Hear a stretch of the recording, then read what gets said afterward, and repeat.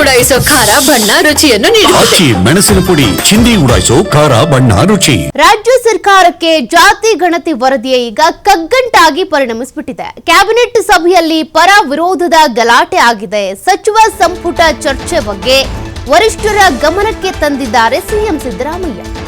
ಜಾತಿ ಗಣತಿ ವರದಿಯನ್ನ ಬಹಳ ಜಾಗರೂಕತೆಯಿಂದ ನೋಡಿ ಗಮನ ಹರಿಸಿ ಅಂತ ಈಗಾಗಲೇ ಎಐಸಿಸಿ ಅಧ್ಯಕ್ಷರು ಅದೇ ರೀತಿಯಾಗಿ ಪ್ರಧಾನ ಕಾರ್ಯದರ್ಶಿ ವೇಣುಗೋಪಾಲ್ ಅವರು ಕೂಡ ಹೇಳಿದ್ರು. ಹಾಗಾಗಿ ಮಲ್ಲಿಕಾರ್ಜುನ್ ಖರ್ಗೆ ಹಾಗೂ ವೇಣುಗೋಪಾಲ್ ಅವರಿಗೆ ಮನವರಿಕೆ ಮಾಡಿಕೊಟ್ಟಿದ್ದಾರೆ. ಯಾವ ರೀತಿ ಗಲಾಟೆಗಳಾಗಿದೆ, ಹೇಗೆ ಪರ ವಿರೋಧ ಅಭಿಪ್ರಾಯಗಳು ವ್ಯಕ್ತವಾಗಿದೆ, ಸಾರ್ವಜನಿಕರ ಅಭಿಪ್ರಾಯ ಪಡೆದು ನಿರ್ಣಯಕ್ಕೆ ಸೂಚನೆ ಕೊಟ್ಟಿದ್ದಾರಂತೆ.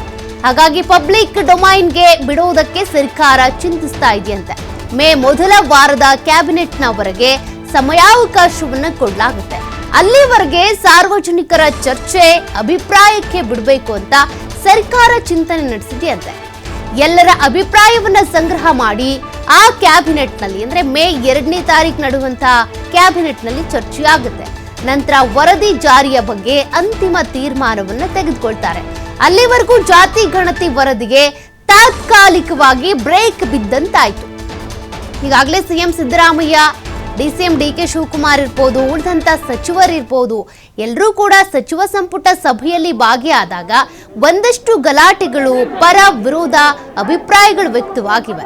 ಹೀಗಾಗಿ ಸಿಎಂ ಸಿದ್ದರಾಮಯ್ಯನವರು ಎಐಸಿಸಿ ಅಧ್ಯಕ್ಷ ಮಲ್ಲಿಕಾರ್ಜುನ್ ಖರ್ಗೆ ಹಾಗೂ ಪ್ರಧಾನ ಕಾರ್ಯದರ್ಶಿ ವೇಣುಗೋಪಾಲ್ ಅವರಿಗೆ ನಿನ್ನೆ ನಡೆದಂತ ಸಚಿವ ಸಂಪುಟ ಸಭೆಯ ಎಲ್ಲಾ ವಿಚಾರಗಳ ಬಗ್ಗೆ ಮಾಹಿತಿ ಕೊಟ್ಟಿದ್ದಾರಂತೆ. ಹೀಗೀಗಾಗ್ತಿದೆ, ಏನ್ ಮಾಡೋದು ಅಂತ. ಹಾಗಾಗಿ ಸಾರ್ವಜನಿಕರ ಚರ್ಚೆಗೆ ಬಿಡಿ, ಪಬ್ಲಿಕ್ ಡೊಮೈನ್ಗೆ ಬಿಟ್ಬಿಟ್ರೆ ಅವ್ರು ಏನ್ ಚರ್ಚೆ ಮಾಡ್ತಾರೆ, ಏನ್ ಒಪಿನಿಯನ್ ಕೊಡ್ತಾರೆ ಅನ್ನೋದು ಕೂಡ ಗೊತ್ತಾಗುತ್ತೆ ಅಂತ.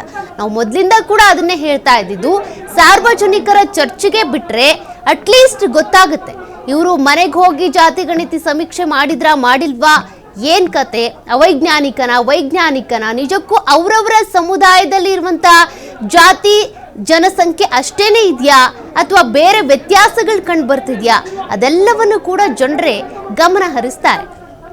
ಹಾಗಾಗಿ ಸದ್ಯಕ್ಕಂತೂ ಈಗ ಪಬ್ಲಿಕ್ ಒಪಿನಿಯನ್ಗೆ ಬಿಡ್ತಾರಂತೆ. ಅಂದ್ರೆ ಪಬ್ಲಿಕ್ ಒಪಿನಿಯನ್ ಜೊತೆಗೆ ಸಚಿವ ಸಂಪುಟದಲ್ಲಿರುವಂತ ಸಚಿವರ ಅಭಿಪ್ರಾಯಗಳು ಮತ್ತೆ ಆಯಾ ಸಮುದಾಯಗಳ ಪರ ವಿರೋಧ ಆಕ್ರೋಶ ಇದೆಲ್ಲವನ್ನು ಕೂಡ ಗಮನದಲ್ಲಿಟ್ಕೊಂಡು ಮುಂದಿನ ಸಚಿವ ಸಂಪುಟದಲ್ಲಿ ಇದಕ್ಕೆ ಸಂಬಂಧಪಟ್ಟಂತೆ ಒಂದು ಕ್ಲೈಮ್ಯಾಕ್ಸ್ ಅನ್ನ ಕಂಡುಕೊಳ್ಬಹುದೇನೋ. ಬಟ್ ಅಲ್ಲಿವರೆಗೂ ಒಂದು ತಾತ್ಕಾಲಿಕ ಬ್ರೇಕ್ ಇದ್ದೇ ಇರುತ್ತೆ. ಜಾತಿ ಗಣತಿ ಜಾರಿಗೆ ಬರುತ್ತಾ, ಜಾತಿ ಗಣತಿ ಸ್ವೀಕಾರ ಮಾಡ್ತೀರಾ, ತಿರಸ್ಕಾರ ಮಾಡ್ತೀರಾ, ಅದ್ಯಾವುದನ್ನು ಸದ್ಯಕ್ಕೆ ಕೇಳುವಂತಿಲ್ಲ.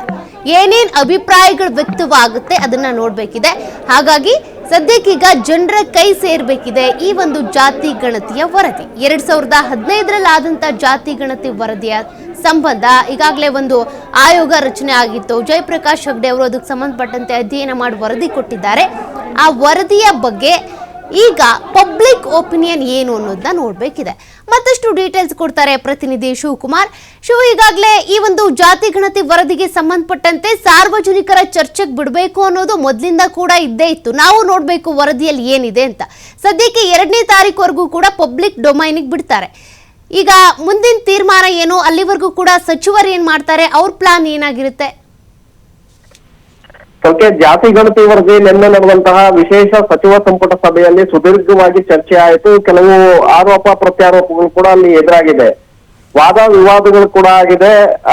ಕೆಲವರು ಪರವಾಗಿ ಅಭಿಪ್ರಾಯವನ್ನ ವ್ಯಕ್ತಪಡಿಸಿದ್ರೆ, ಕೆಲವರು ಕಠಿಣವಾಗಿ ಅದನ್ನ ವಿರೋಧಿಸಿದ್ದಾರೆ. ಯಾಕಂದ್ರೆ ನಮ್ಮ ಸಮುದಾಯಗಳಿಗೆ ಈ ವರದಿಯನ್ನ ಜಾರಿಗೆ ತಂದಿದ್ದೆ ಆದ್ರೆ ಅನಾನುಕೂಲ ಆಗತ್ತೆ, ಅನ್ಯಾಯ ಆಗತ್ತೆ ಅನ್ನುವಂತ ನಿಟ್ಟಿನಲ್ಲಿ ಲಿಂಗಾಯತ ಮತ್ತೆ ಒಕ್ಕಲಿಗ ಸಮುದಾಯದ ಸಚಿವರು ವಿರೋಧವನ್ನ ವ್ಯಕ್ತಪಡಿಸಿದ್ರೆ, ಅಹಿಂದ ಸಮುದಾಯಗಳ ಸಚಿವರು ಅದನ್ನ ಪ್ರಬಲವಾಗಿ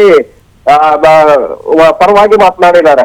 ವರದಿಯನ್ನ ಜಾರಿಗೆ ತರಬೇಕು, ತಂದ್ರೆ ನಾವು ತುಳಿತಕ್ಕೊಳಗಾಗಿರುವಂತಹ ಸಮುದಾಯಗಳು ಮೇಲೆ ಬರೋದಕ್ಕೆ ಸಾಧ್ಯ ಆಗತ್ತೆ, ಆರ್ಥಿಕವಾಗಿ ಶೈಕ್ಷಣಿಕವಾಗಿ ನಾವು ಮೇಲಕ್ಕೆ ಬರೋದಕ್ಕೆ ಅವಕಾಶಗಳು ಸಿಗುತ್ತೆ ಅನ್ನುವಂತ ನಿಟ್ಟಿನಲ್ಲಿ ಆಗ್ರಹವನ್ನ ಮಾಡಿದ್ದಾರೆ. ಎರಡು ಕಡೆಗಳಲ್ಲೂ ಕೂಡ ಒಮ್ಮತಕ್ಕೆ ಬಾರದ ಹಿನ್ನೆಲೆಯಲ್ಲಿ ನಿನ್ನೆ ಸಚಿವ ಸಂಪುಟ ಸಭೆಯಲ್ಲಿ ಚರ್ಚೆ ನಿರ್ಧಾರವನ್ನ ತೆಗೆದುಕೊಳ್ಳೋದು ಅಪೂರ್ಣ ಆಗಿದೆ.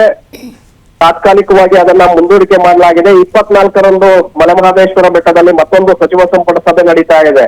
24ರ ನಂತರ ಮೇ 1 ಅಥವಾ 2ನೇ ತಾರೀಕು ಮತ್ತೆ ಬೆಂಗಳೂರಿನ ವಿಧಾನಸೌಧದಲ್ಲಿ ಸಚಿವ ಸಂಪುಟ ಸಭೆಯನ್ನ ನಡೆಸಲಾಗತ್ತೆ. ಆ ಸಂಪುಟ ಸಭೆಯಲ್ಲಿ ನಾವು ಅದನ್ನ ಮತ್ತೆ ಚರ್ಚೆಗೆ ತಗೊಳ್ತೀವಿ, ಸುದೀರ್ಘವಾಗಿ ಚರ್ಚೆಯನ್ನ ಮಾಡ್ತೇವೆ. ಈಗ ಹಿಂದುಳಿದ ವರ್ಗಗಳ ಕಲ್ಯಾಣ ಇಲಾಖೆ ಹಿರಿಯ ಅಧಿಕಾರಿಗಳಿಗೆ ಅದರ ಕೆಲವೊಂದಷ್ಟು ಪ್ರಶ್ನೆಗಳನ್ನ ಸಚಿವರು ಕೇಳಿದ್ದಾರೆ. ಆ ಪ್ರಶ್ನೆಗಳಿಗೆ ವೈಜ್ಞಾನಿಕವಾಗಿ ಉತ್ತರವನ್ನ ಕೊಡಬೇಕಾಗಿದೆ. ಆ ಕಾರಣಕ್ಕೆ ಹಿರಿಯ ಅಧಿಕಾರಿಗಳಿಗೆ ಆ ಸೂಚನೆಯನ್ನ ಕೊಟ್ಟಿದ್ದೇವೆ. ಆ ಕ್ಯಾಬಿನೆಟ್ ಒಳಗಡೆ ಸಂಪೂರ್ಣವಾದಂತಹ ಮಾಹಿತಿಗಳನ್ನ ಸಂಗ್ರಹಿಸಿ ಸಚಿವರಿಗೆ ನೀಡ್ತೇವೆ ಅನ್ನುವಂತ ಮಾತನ್ನ ಕಾನೂನು ಸಚಿವ ಎಚ್.ಕೆ. ಪಾಟೀಲ್ ಅವರು ಕೂಡ ನಿನ್ನೆ ಸಂಪುಟ ಸಭೆ ಆದ ನಂತರ ಹೇಳಿದ್ರು.